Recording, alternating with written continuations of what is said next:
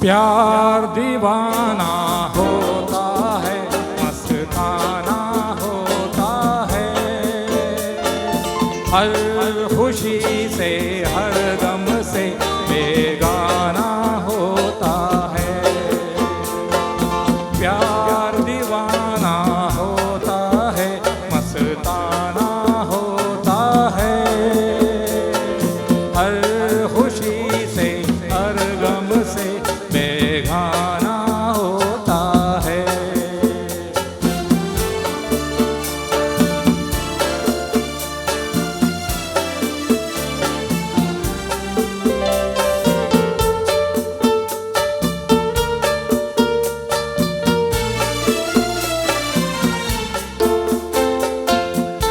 क्षमा कहे परवाने से परे चला जा,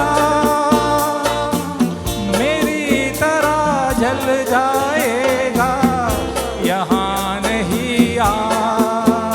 क्षमा कहे परवाने से परे चला जा, मेरी तरह जल जाएगा यहाँ नहीं आ। वो नहीं सुनता उसको जल जाना होता है, हर खुशी से हर गम से बेगाना होता है। प्यार दीवाना होता है, मस्ताना होता है,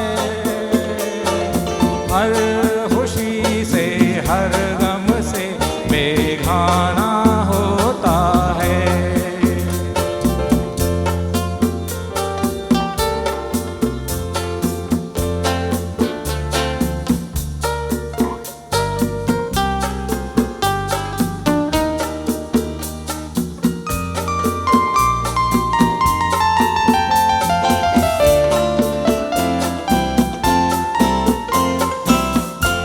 रहे कोई 100 मर्दों में डरे शर्म से,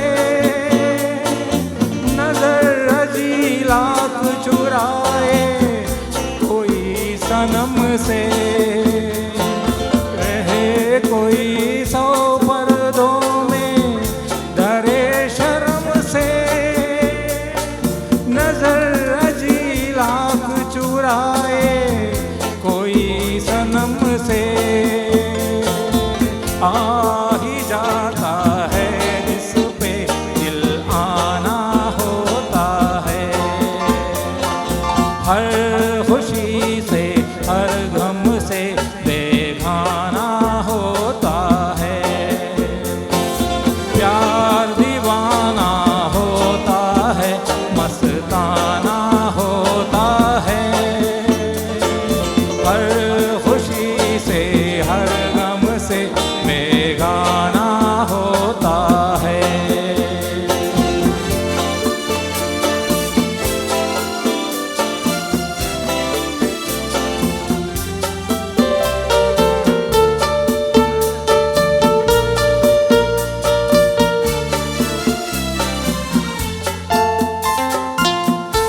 सुनो किसी शायर ने ये कहा बहुत हूँ, मना करे दुनिया लेकिन मेरे महबूब। सुनो किसी शायर ने ये कहा बहुत हूँ, मना करे दुनिया लेकिन मेरे जाता है जो पैमाना होता है, हर खुशी से हर गम से बेगाना होता है। प्यार दीवाना होता है, मस्ताना होता है, हर खुशी से हर गम से बेगाना होता है। प्यार दीवाना होता है, मस्ताना होता है, हर खुशी से हर गम से बेगाना होता है.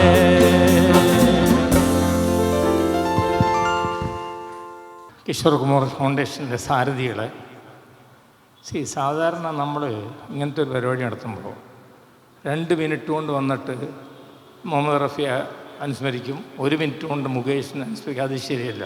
അതുകൊണ്ട് നിങ്ങൾ 5 മിനിറ്റ് എനിക്ക് തരണം, ഏറ്റവും ചുരുങ്ങിയത് അനുസ്മരിക്കാനായിട്ട്. കാരണം ഒരു പ്രത്യേകതയുണ്ട്. നമ്മുടെ തലമുറയെ സംബന്ധിച്ചിടത്തോളം വലിയൊരു നഷ്ടം സംഭവിച്ചു. 53-ാമത്തെ വയസ്സിൽ മുകേഷ് മരിച്ചു, 55-ാമത്തെ വയസ്സിൽ റഫി മരിച്ചു, 58-ാമത്തെ വയസ്സിൽ കിഷോർ കുമാർ മരിച്ചു. ഇന്ന് വിനീഷ് ചുരുങ്ങിയത് 80 വയസ്സ് വരെ ജീവിക്കും. അതായത് കേരളത്തിലെ നമ്മുടെ ജീവിത ദൈർഘ്യം 80-ലോട്ട് അടുക്കുകയാണ് എന്ന് പറയുമ്പോൾ എത്ര വലിയ നഷ്ടമാണ്. പിന്നെ രണ്ടാമത് ഒരു കാര്യം പറയാൻ ആഗ്രഹിക്കുന്നത്, കോഴിക്കോട് എപ്പോൾ ചെന്നാലും കുറേ ചർച്ച നടക്കണമാണ്. മുഹമ്മദ് റഫിയാണോ നല്ലോണം പാടുന്നത്, കിഷോർ കുമാറാണോ നല്ലത് പാടുന്നത്, വേറെ പണിയൊന്നുമില്ല ഇവർക്ക്. മനസ്സിലായില്ലേ? മമ്മൂട്ടിയാണോ നല്ലത്, മോഹൻലാലാണോ? ഇത് സ്റ്റുപ്പിഡ് ആർഗ്യുമെൻ്റാണ്. കാരണം 2 വ്യത്യസ്തരായിട്ടുള്ള ഗായകർ പാടുമ്പോൾ വ്യത്യസ്ത ശൈലിയായിരിക്കും പാടുന്നത്. ഇനിയൊരു കാര്യം കൂടെ പറയാം. അവർ തമ്മിലുള്ള ബന്ധത്തെ പറ്റി ഞാൻ പറയാൻ ആഗ്രഹിക്കുകയാണ്. അദ്ദേഹത്തിൻ്റെ പുത്രനായിട്ടുള്ള അമിത് കുമാർ കിഷോർ വല്ലിച്ചനെ പറ്റി എന്ന എഴുത്തുകാരൻ എഴുതിയിട്ടുള്ള പുസ്തകത്തിൽ പറയുന്നു, ആഴ്ചയിലൊരിക്കലെങ്കിലും റഫി സാഹിബിൻ്റെ വീട്ടിൽ കിഷോർ പോകും, അല്ലെങ്കിൽ തിരിച്ച്. എന്നിട്ട് അവർ വന്ന് പല കാര്യങ്ങളും ചർച്ച ചെയ്യും. ഒരിക്കൽ എനിക്ക് തോന്നുന്നു കിഷോറിൻ്റെ കാറ് ബ്രേക്ക് ഡൗൺ ആയപ്പോൾ റഫി അതിലേക്ക് പോകുമ്പോൾ കാറിൽ വിളിച്ച് കയറ്റി വീട്ടിൽ കൊണ്ടുവന്നാക്കി. അതേമാതിരി തന്നെ ഷഹീദ് റഫി എഴുതുന്നു, ഇംഗ്ലണ്ടിൽ വരെ പോയപ്പോൾ അവിടെ റഫി ഉണ്ടെന്ന് അറിഞ്ഞ് കിഷോർ അദ്ദേഹത്തെ പോയി കണ്ടു എന്നുള്ളത്. അത്രയും സൗഹാർദ്ദം വെച്ച് പുലർത്തിയിരുന്ന 2 നടന്മാരാണ് അവർ. ഇനി മറ്റൊരു കാര്യവും കൂടെ പറയാം. അതായത് ഇവർ ഇന്നിപ്പോൾ നമുക്കറിയാലോ, എന്താ 2020-ക്ക് ശേഷം എത്രയോ വർഷങ്ങൾക്ക് ശേഷമാണ് മോഹൻലാലും മമ്മൂട്ടിയും അഭിനയിക്കുന്നത്. ഇതങ്ങനെയല്ല. മുഹമ്മദ് റഫിയും കിഷോർ കുമാറും 80 പാട്ടുകൾ ഒരുമിച്ച് പാടിയിട്ടുണ്ട്. 80 പാട്ട്. ആർട്ടിഫിഷ്യൽ ഇൻ്റലിജൻസ് തെറ്റായിട്ട് പറയുന്നത് എന്താണെന്ന് വെച്ചാൽ 35 പാട്ടാണ്. 65 പാട്ട് എൻ്റെ കയ്യിലുണ്ട്. ഞാനിതിൻ്റെയൊക്കെ ഒരു കളക്ടറൊക്കെ ഉണ്ട്. 65 പാട്ടുകൾ. അതേമാതിരി തന്നെ പല പാട്ടുകളും എൻ്റെ ഒരു ശോകഭാവം ഉണ്ടാവും. ഉദാഹരണം, കിഷോർ ഞാൻ പാടുന്നില്ല എന്നാലും, ജിന്ദഗി ഏക് സഫർ ഹേ സുഹാന, അത് കിഷോർ സ്പീഡിൽ പാടുമ്പോൾ റഫിയുടെ പാട്ടുണ്ടായില്ല, ജിന്ദഗി ഏക് സഫർ ഹേ സുഹാന യഹാ കൽ ക്യാ ഹോ കിസ്നെ ജാനാ. അതേമാതിരി തന്നെ മുക്കദ്ദർ കാ സിക്കന്ദറിൽ അതേമാതിരി തന്നെ റഫി മരണസമയത്ത് റഫിയ പാടുന്നത്. കിഷോറിൻ്റെ പാട്ട് ആത്തേ ഹുവേ, ആ പാട്ട് ഓ മുഖധർ കാ, അത് സ്ലോ ആയിട്ട് പാടുന്നു. ഓ മുഖധർ കാ സിക്കന്ദർ ജാനെ മൻ കഹലായിക. അപ്പോൾ അത്രയും. അല്ലെങ്കിൽ ഇപ്പോൾ സാധാരണ നമ്മുടെ ആൾക്കാരാണ്, നടന്മാരാണ്, അല്ലെങ്കിൽ ഗായകരാണെങ്കിൽ പറയും അയാൾ ഫുള്ളായിട്ട് പാടിയ ഒരു പാട്ടിൻ്റെ അവസാനത്തെ 4 വരി മാത്രം ഞാനെന്തിന് പടത്തിൽ പാടണം. നിങ്ങൾ കേൾക്കണം ഈ പാട്ടുകൾ. കാരണം അനവധി പാട്ടുകളുണ്ട് ഇതുമാതിരി. അപ്പോൾ അത്ര അടുത്ത സുഹൃത്ബന്ധമല്ലെത്തുന്നു. മുഹമ്മദ് റഫി, അമിത് കുമാർ പറയുന്നത്, മുഹമ്മദ് റഫി മരിച്ചെന്ന് കിഷോർ കുമാർ അവിടെ ചെന്നിട്ട് അദ്ദേഹം ഇതിൽ പങ്കെടുത്തുകൊണ്ട് കരഞ്ഞുകൊണ്ടിരിക്കുന്നു. മാത്രമല്ല അതിനുശേഷം അദ്ദേഹം ഒരു പാട്ട്, അത് റഫിയുടെ പാട്ട് മനരേ, ആ പാട്ട് കിഷോർ കുമാർ അത് യൂട്യൂബിലുണ്ട്. കിഷോർ കുമാർ ഫുള്ളായിട്ട് പാടുന്നുണ്ട് ആ പാട്ട്. ലണ്ടനിലൊരു പ്രോഗ്രാം റഫിയെ അനുസ്മരിക്കാനായിട്ട്. അതേമാതിരി തന്നെ പ്രസിദ്ധനായ ഹേമന്ത് കുമാറിൻ്റെ അടുത്ത് കിഷോർ കുമാർ ചെല്ലുന്നു. എന്താ നിങ്ങൾ ഉദാസീന, റഫി മരിച്ചുപോയി എന്ന്. അങ്ങനെയാണെങ്കിൽ ഒരു പാട്ട് നമുക്ക് രചിച്ചുള്ള റാഫിയെ പറ്റിയിട്ട്, അമർ പൂജ ഫൂൽ എന്ന് പറഞ്ഞിട്ട് ബംഗാളി പാട്ട് റാഫിയെ പറ്റിയിട്ട് കിഷോർ കുമാർ രചിച്ചു. അങ്ങനെ വളരെ അടുത്ത ബന്ധം പുലർത്തിയെന്ന്. നേരത്തെ പറഞ്ഞ മാതിരി അദ്ദേഹത്തിന് അവാർഡ് കിട്ടിയില്ല എന്നുള്ളത് അതൊരു കാര്യമുണ്ട്. കാരണം ഗവൺമെൻറ്റിനെ അദ്ദേഹം എതിർത്തിരുന്നു. എമർജൻസി കാലത്ത് കിഷോർ കുമാറിനോട് പാട്ട് പാടാൻ പറഞ്ഞു. അദ്ദേഹം പറഞ്ഞു അങ്ങനെ ഫ്രീ ആയിട്ടൊന്നും പാടാൻ. സഞ്ജയ് ഗാന്ധി വിളിച്ചു പറഞ്ഞു ഫ്രീ ആയിട്ട് പാടാൻ ഞാൻ തയ്യാറില്ല. അപ്പോൾ ആ കുറേ പാട്ടുകൾ യഥാർത്ഥത്തിൽ കിഷോർ പറഞ്ഞു അന്നൊരു പണി ചെയ്യാൻ നമുക്ക് റഫി പാടിക്കോട്ടെ ആ പാട്ടിൽ, ഞാൻ പാടുന്നില്ലല്ലോ, എന്നെ ഇവിടെ ഇത് ചെയ്ത്. അങ്ങനെ അടുത്ത ബന്ധമുള്ളൊരു സുഹൃത്തുക്കൾ ആണ് ഈ റഫിയും കിഷോറും. അതുകൊണ്ട് ഇനി നമ്മളതിൻ്റെ ഇടയിൽ കയറി കോഴിക്കോട്ടെ ഭാഷ ഉപയോഗിച്ചാൽ ഫിത്തന ഉണ്ടാക്കാൻ നോക്കണ്ട. മനസ്സിലായി? ആ ഫിത്തന ഒഴിവാക്കാൻ വേണ്ടിയിട്ടാണ് ഞാൻ കിഷോർ ഫൗണ്ടേഷനിൽ ചേർന്നത്. വെറുതെ അനാവശ്യ ഫിത്തന വേണ്ട. എന്തായാലും ഞാൻ കിഷോറിൻ്റെ ഒരു ആരാധന, അത് വേറെ വിഷയം. റഫിയുടെ പാട്ട് ഇത് സംഘടനകളിലും ഉള്ളതാണ്. അപ്പോൾ ആ നിലക്ക് നമ്മളെ സംബന്ധിച്ചിടത്തോളം ഏറ്റവും വലിയ ഒരു സംഭവമാണ് കിഷോർ ഫൗണ്ടേഷൻ എന്നുള്ളത്. കാരണം റഫി ഫൗണ്ടേഷൻ ഇവിടെ ഗംഭീരമായിട്ട് പോയിക്കൊണ്ടിരിക്കുമ്പോൾ നമ്മുടെ ഒരു ഫൗണ്ടേഷൻ വേറെ കിഷോറിൻ്റെയും കൂടെ വന്നു എന്നുള്ളത് വലിയൊരു സംഭവമാണ്. മാത്രമല്ല ഇതിൽ വളരെ ആത്മാർത്ഥമായി പാടുന്ന ആൾക്കാരാണ്, ആത്മാർത്ഥമായി മനസ്സിൽ നിന്ന് പാടുന്ന ആൾക്കാർ. ഇപ്പോൾ ഉദാഹരണമായിട്ട് തന്നെ പലപ്പോഴും ഇവർ പാട്ടുകൾ മാറ്റിക്കൊണ്ടിരിക്കും. ഈ കേട്ട പാട്ട് തന്നെ ഞാൻ പലപ്പോഴും പറയാറുണ്ട്, ഈ റഫി പരിപാടികൾക്ക് പോകുമ്പോൾ ഈ 100 പാട്ടല്ലാതെ വല്ലതും പാടുന്നു. നിങ്ങൾക്കറിയാം, നമ്മൾ 100 റഫിയുടെ ഗാനങ്ങളോട് വെച്ചപ്പോൾ എല്ലാം ഡ്യൂപ്ലിക്കേഷനാണ്. ബഡി മസ്താനി ഹേ മേരി മെഹബൂബ, ഇവരങ്ങനെയല്ല ചെയ്തുകൊണ്ടിരിക്കും. ഇവർ പുതിയ പാട്ടുകളാണ് പാടുന്നത്. അതുകൊണ്ട് ആ പുതിയ പാട്ടുകളൊന്നും നിങ്ങൾ ശ്രവിക്കുക. ചിലതൊക്കെ നിങ്ങൾ കേട്ട് കാണില്ല, എന്നാൽ അതിൻ്റെ മാധുര്യം നിങ്ങൾ ശ്രവിക്കുക. ഒരിക്കൽ കൂടി നമ്മുടെ കിഷോറാണ് അതിൻ്റെ പിന്നിലത്തെ ആൾ.